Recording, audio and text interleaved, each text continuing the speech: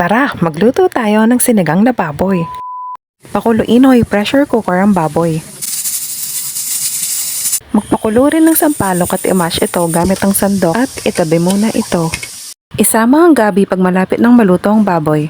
Ilagay ang puso ng saging at sampalok pag malambot na ang gabi. Hayaang kumulo ng saglit at maglagay ng asin at tikman kung okay na ang alat nito.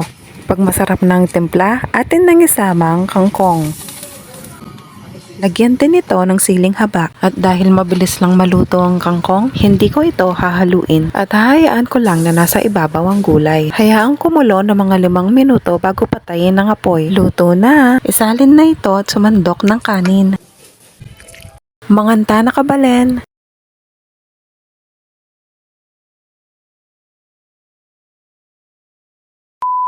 Tara, magluto tamo. Tortang Kapampangan, tortang babi o giniling. Pakuluin ang giniling sa toyo, kalamansi, bawang at paminta at itabi muna ito. Magprito ng patatas at carrots na kwadrado ang hiwa. Huwag pagsabayin dahil hindi pareho ang cooking time ng dalawa.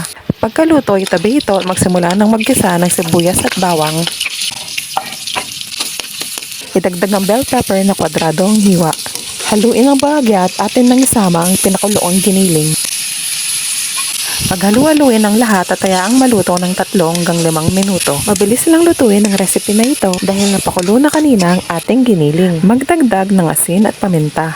Haluin ng maayos para pumasok ang lasa at maglagay tayo ng isang itlog.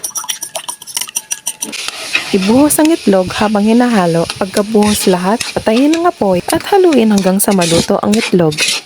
Luto na ang ating torta at kainan na! Manganta na kabalen!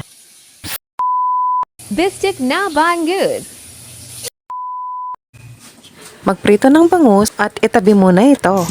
Maggisa ng sibuyas at isunod naman ng bawang. Haluin at magdagdag ng toyo. Sunod nating ilagay ang kalamansi na hinalo sa tubig. 1 dosenang kalamansi sa 2 tasa ng tubig. Lagyan ng paminta, haluin at dagdagan ng tubig kung kulang ito. Pag masarap na ang pagkatimpla, ilagay na ang mga bangus. Ayusin at hayaang kumulo ng 5 minuto. Pagkaraan ng 5 minuto, lagyan ng sibuyas na bilog ang hiwa. Pakuluin ng 2 minuto at patayin na ang apoy. Luto na! Serve and enjoy!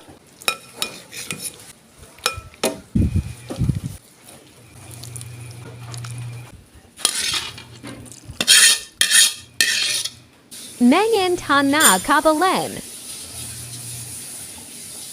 Follow for more quick and easy recipes.